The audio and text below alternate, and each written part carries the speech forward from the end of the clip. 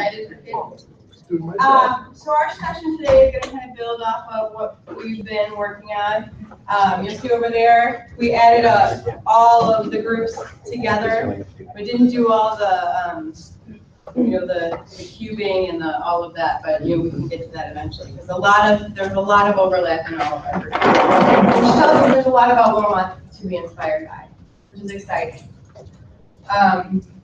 So we want to start this session by having you guys go over to this board. I want you to write something on this board that you can't do or you don't know how to do. So for example, I could write like math. I can't do math, right? Yeah, I did learn that I could, well, that's another story. But so like, I would have said 2 weeks ago, like, I can't do math. That's just not who I am, and I've accepted it. Okay? School, right?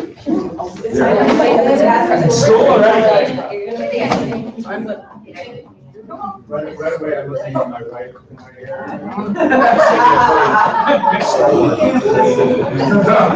I should put that.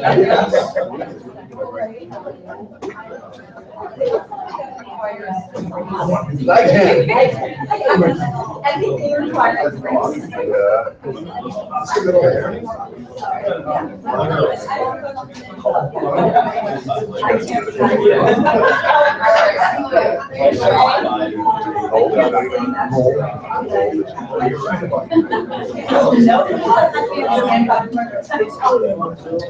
My husband says it's right.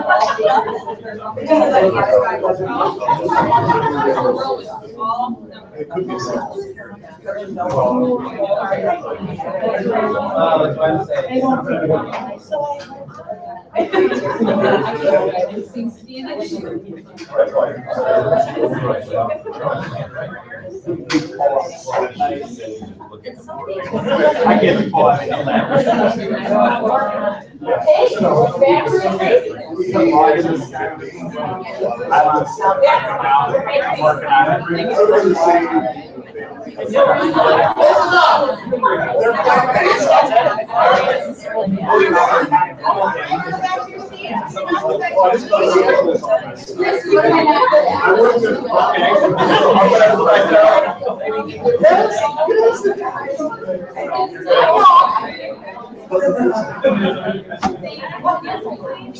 I'm working on it. I love that she laminated some of these things. Oh, it's so awesome. I love the whole switches. Oh, yeah. While we're finishing up, I would like you guys to go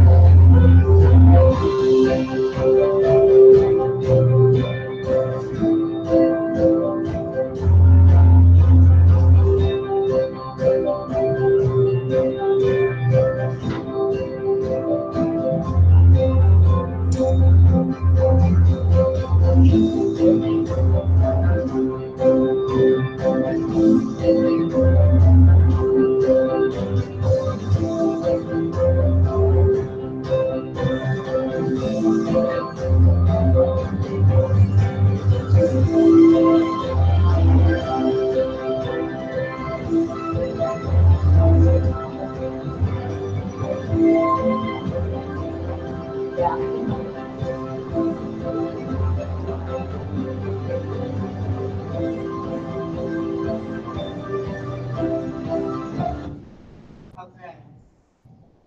Turn and talk to the person next to you about what you wrote up here and how that one word can change that for you. Or for your student. Say you're a student. Pick one of your students you can think of. Turn and talk to a partner. You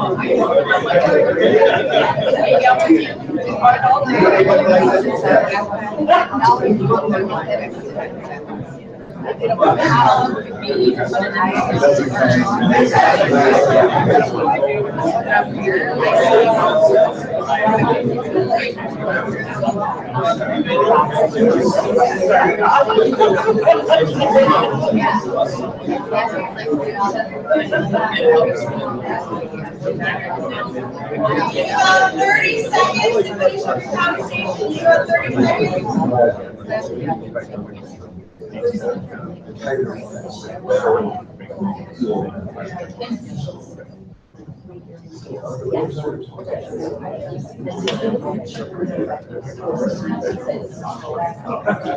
right, who'd like to share out something? If anyone would be willing to share out a little piece of their conversation? What difference could this one word make? Yes. For me, like the get is just time. Like right now, I wrote, I can't do whatever I want whenever I want because I have 2 babies at home, and so just time. And so I think kids also get the mindset, well, I can't do that right now, but next year they can do it or the year after. So just the time is the get for me. Cool.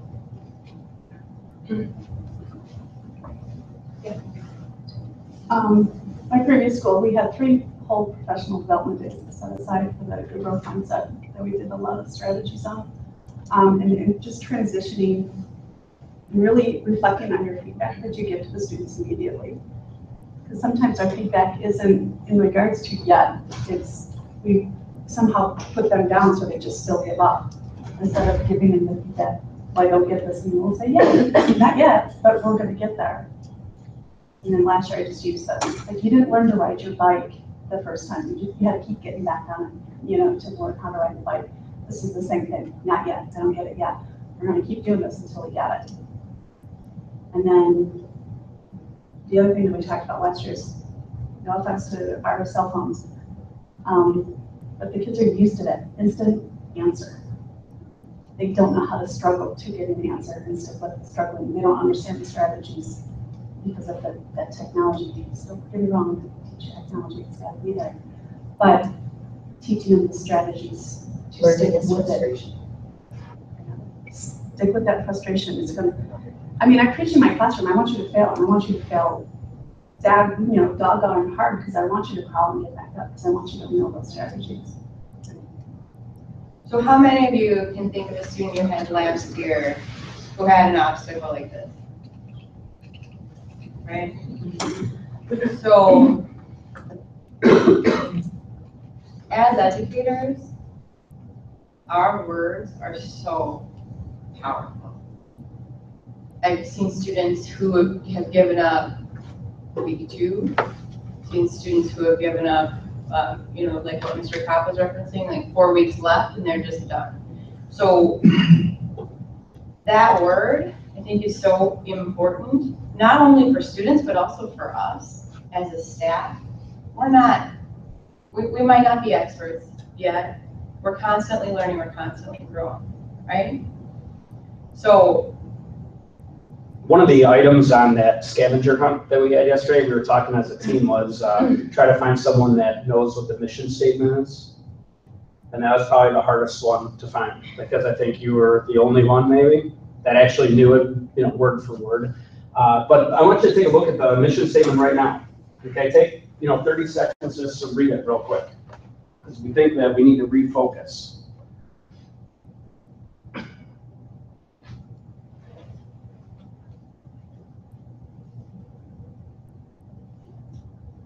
And when you look at that, are we there? Is Wilmot there? I don't know. You know. what do you guys think? As a professional learning community, Wilmot Union High School's core purpose is to ensure our students are college, career, and civic ready by fostering a culture of lifelong learning. You're never gonna, Okay. right? You're always gonna have to have that growth mindset. What's college ready today might not be college ready in 2 decades, or what's, Domino's has automated, is testing automated delivery drivers. So the obsolescence of what we're, so I don't know if there is, we're constantly gonna have to be in that. And I think that's where that word comes in, is yet. Every time something new comes up, all that on the board, Skyward, I wrote down Skyward. I don't know Skyward. Yet, every day I'm asking you, how do I do this? How do I do this? How do I do this? How do I do this? And I've given up feeling goofy about it, because it just is what it is. Okay, so and also with the mission statement, instead of asking, can anyone recite the mission statement? Probably not.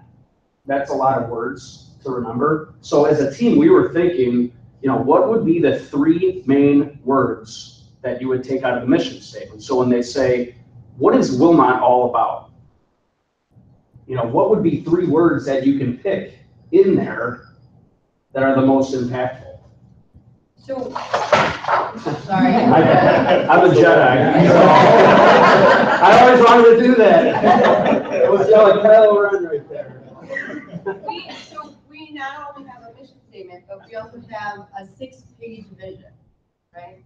Wilmot in 2011 got everyone together from all different levels, all different stakeholders, and wrote a 6-page vision, right? Impossible to memorize.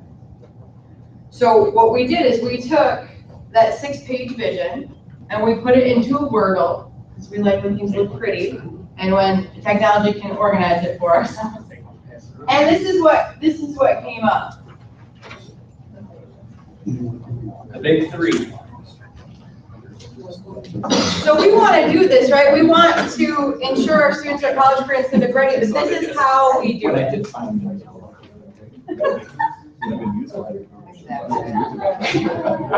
Your fault.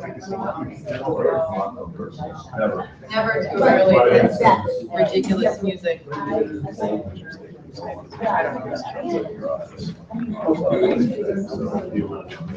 In there sometime, and I. All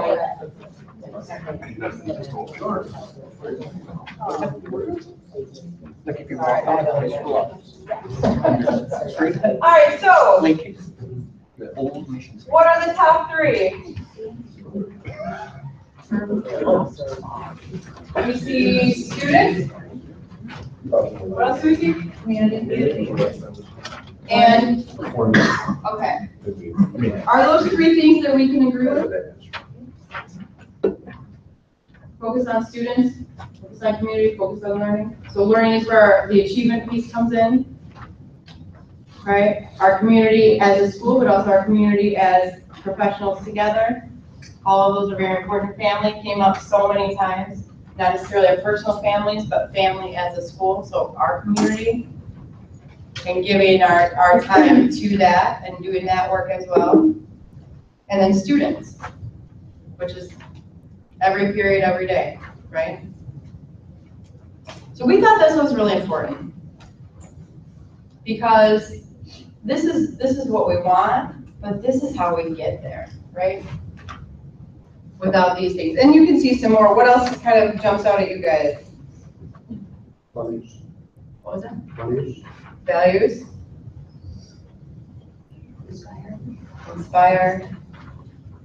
Culture, collaborative, it's all in here, right? But if we can really focus on those three big ones, right? That's our key to this. And you're right, it's never gonna be. We're preparing students now for jobs we don't even know exist yet. And that's how we continue. But if we do our best to foster that culture of lifelong learning and teach them those strategies you guys were talking about, right? It's okay to fail. You have to work through it. Those are what they need to do those jobs. Even we don't know what they are yet. They're gonna need to problem solve. They're gonna need to work together. They're gonna need to do that hard work. So with that in mind, we're gonna do kind of a little walk around. We have up, there's 12 quotes around the room. And I'd like for you guys to read the 12 quotes and see what speaks to you. And there's a pile. I'd like you to take the quote that speaks to you and put it up somewhere in your room or on your door. And they're all kind of growth mindset, right? Because we're all in this together, we're all new to it. But just so we don't limit ourselves and we're not limiting our students, right? Because we're not there yet, but we have time to work on it.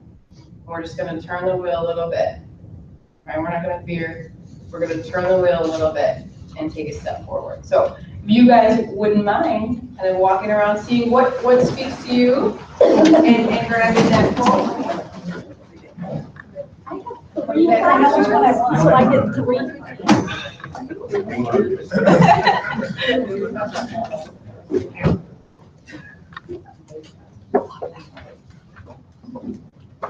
I like that. Well, I have to.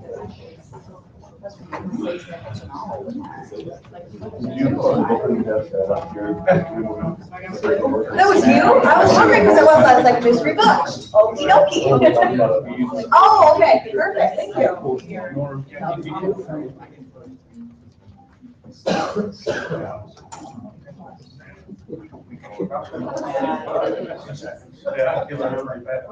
It's just, we figure that out.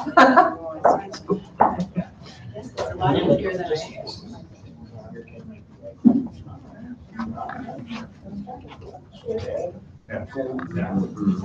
But yeah, that's a good, this is their life. Yeah, it is, it's very much required. Yep, that's fine. Yes. Well, we got the new teacher meeting, so I already got one, and then we'll have another one, and then no, that's fine. Love that one.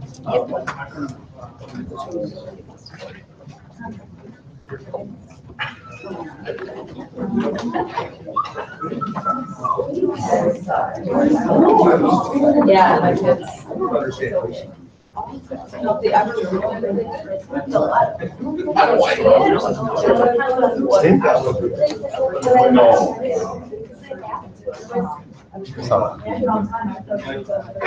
Right? Just in case, I had a girl, she talks about it.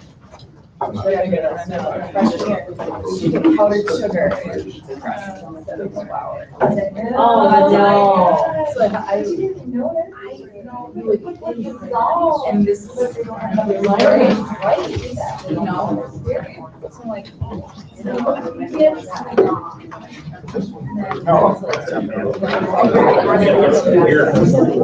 I gotta get some beer. I went over and later.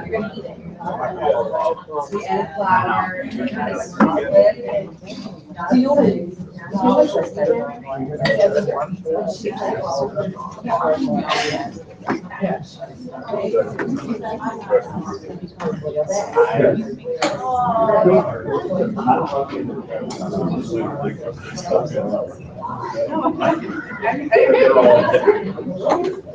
What did you do?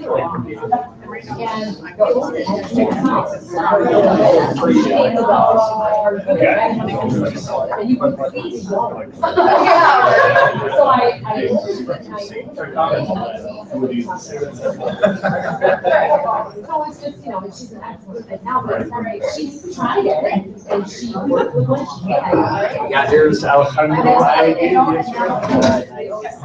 Which one? Is it mine? That's,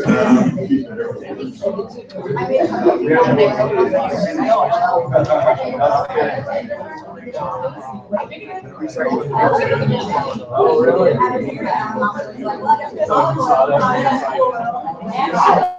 All right.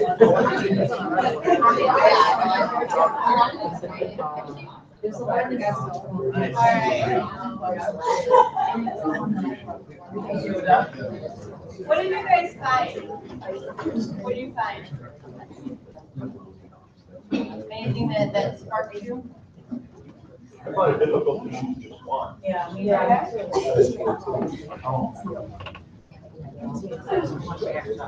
So I can make more of these. Definitely, I can get you sets of these if you're interested in having them. So we'll just pick one for today. We can't have them all yet, but we can have them.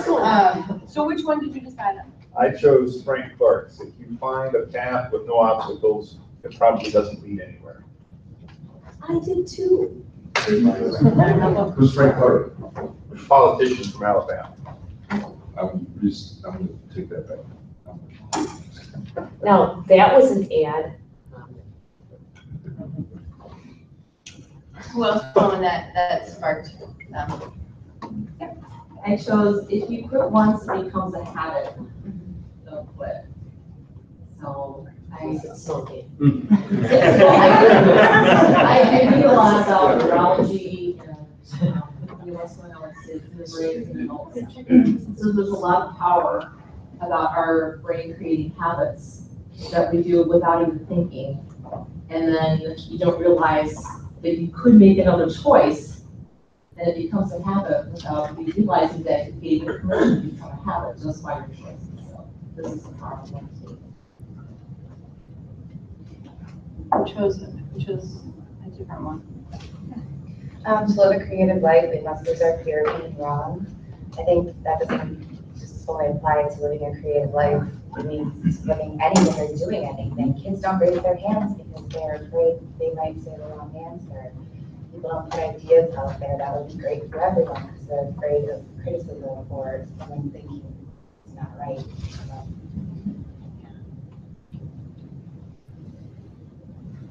I am not afraid of storms, for I am learning to sail my ship. What does that mean to you, Ryan? Well, first, it comes from Little Women, who did it 12 years ago, and that was a huge impact to the students, myself, the community.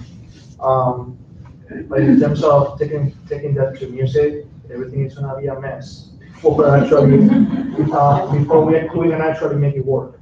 And that's usually what happens. It doesn't matter if it's a concert or a musical or a play. For sure, it will be a mess before we can make it work. And that's okay. That's okay. Anyone else? I haven't failed. I just found 10,000 ways that don't work. It all Thomas Edison. You think back to Thomas Edison, if he would have quit, just because he wasn't, it didn't work the first time, he would have electricity or Philip. Tesla would have.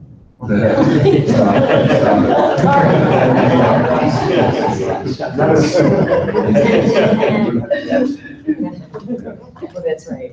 Yes. So, with these in mind, how do we build that? Like, how do we show kids it's okay? How do we do that as a staff? So specifically for the kids who are afraid to be wrong, one of the things that I've done, but I teach math, so it's a little bit easier for math people to do this, is you ask for all the different answers that kids came up with for a problem, and then you only pick the kids who got it wrong because you can't learn from the kid who did it right. So I tell them I need to, but the trick is to get the wrong answers up there. And then once the kids see that there's a whole bunch of ways to do this incorrectly, and then you dissect that, then they start to buy into there's value in being wrong because people can learn from my mistakes. Mrs. Gauss and I, we have this take team grammar. And if we're doing a grammar mini lesson, I love it when, we come up with a question like, what are we supposed to use in this situation? We'll put it up on the board. And the kids watch the two of us like reasoning out what we need to do, or I was wrong there. And I think kids like it really when we admit we're wrong publicly. Yeah. Like for anything, because then they see like, there's life after, give on. I think that's that sense of community too. Like, I make mistakes all the time, especially when I'm at the board and I'm going a different direction than I didn't think I was going. Those kids will be like, oh, Ms. Cox said 1 + 2 is 3. And I'm like, oh, thanks. And then it's like, I got your back. Like, that's just how we are. Like, I got your back, you got mine, I got yours. We're always keeping an eye on each other. And I think that's something that, you'll see kids be like, no. And they're just, it's just kind of showing them that, yes, this is why we write in pencil. We are going to make mistakes. We are human. And I think that's showing them that we as adults are going to make mistakes too. And if they can help us, then we can help them. And I think just having that type of community, which is one of the words in that law. So what are some supports you guys might need from us to have that same type of community as a staff? I shouldn't say it. I shouldn't say it. I just want to speak, I want to speak truth because this is very inspiring. And this has nothing to do with, this is the situation that we're in education. I think every single person in administration, in the teachers, everybody, the people who help us, we all have a growth mindset or we wouldn't, as Kathy said, we wouldn't be here. There's easier places to feel like a success every day than a school. And I think we get the schizophrenic message though, because we have a growth mindset, but standardized testing puts a wall, a ceiling. So we're all, I'm speaking of my daughter and I don't want to get too long-winded. My daughter was a very average, low average student. She didn't take the college track for math and science. She always did her work, but she was classic. She went to Gateway, worked for 3 years as a secretary, and she's in her 2nd year at MSOE for nursing. She went all back on her own after working. My daughter, with no college prep courses for math, no college prep for science, none of it. And I never made her grade an issue in her value as a human being. She passed organic chemistry.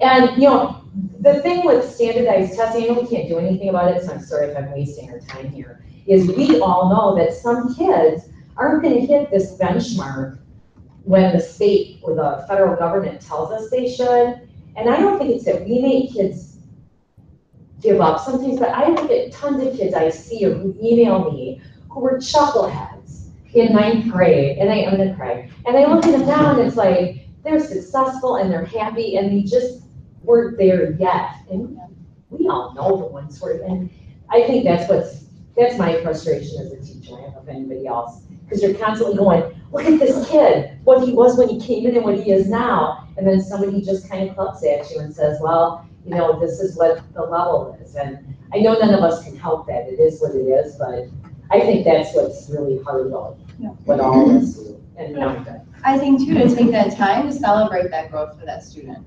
Yeah. Maybe they're not going to go from, they're not going to go up 2 grade levels in 3 months. But if you see that growth, to celebrate that growth, definitely, because that is frustrating. We're never all going to be exactly the same, and the state does measure that, and that's great for them. But we also have other ways to measure like good human beings and lifelong learning and making them good people. So we want to nod to that data, but we also want to celebrate the growth, because that's important for that student. That's huge for that student. So I think maybe we can find ways to do that as well. I think that would be beneficial. Can I jump in? Yeah. Too, with the standardized tests, because I was dealing with it as well. One thing that I did last semester was, social studies was in charge for reading on the ACT. And I just like maybe incorporate it into class and turn it into like a challenge, you know? If the kid is at like a 20 ACT reading level, you know, you don't have to do it like every day, but like we did it every other Wednesday, just a couple like reading practices. And then you went from like a 20, every time I talk. Okay, so anyway, so, but at the end of it, it was like, all I want you to do is get a 21. You know, if you're at a 20, get to a 21 by the end of the semester. And, you know, we kind of just integrated that ACT stuff into it because there is no escaping it. You know, and if you don't embrace it, then it is a wall. It's like, yeah, even though you had a great class, on paper, it's still not on that specific paper, which does mean a lot though. That ACT does mean stuff. So I don't know how to incorporate maybe the ACT testing, but it's actual numbers that parents and in parent conferences, they were so grateful that I was doing it. Because it's all fun and games in the class, but the ACT does mean a lot. You know, so if you can get my kid from a 20 to a 23 in reading without me doing anything outside of school, nice, I'm loving it. And then you put it on like a little graph and you show the kids, and it was awesome. And it was just last semester, and it was part of my soul goal actually, because I was trying to figure out what to do. I was doing like a pre-test, post-test, but that was, it wasn't really doing much. But I don't know, maybe not looking at it as like, oh God, you know, this sucks. You know, I don't want to do this. Like turning it into like, okay, no matter what, guys, we gotta do this. The state's telling, maybe have an us versus them attitude. You know what? We're not going to just sit here at ACT 20. I want you to get to a 21. I don't know. Kind of went off there. Sorry. So I want to say, and I know we'll have the cookout later, and we'll be serving you guys. But this has been a really great 3 days for us. Like, and I really appreciate the conversations. The culture that I felt over the last 3 days. I agree with you. I think every single teacher comes here that I've met and is excited to teach kids and has that mindset of let's grow and let's learn. So we want to be able to kind of take away or streamline as much of that other stuff as we can to make sense, but really make it, you know, about the kids. And make room for joy. Mm-hmm. Like joy is starting to leave the classroom, and it's like that. I think that silence is horrible for kids. There should be joy and laughing. Learning should be fun. Yeah. So write my book. So thank you guys. You guys are heading to room 136. And we will see you at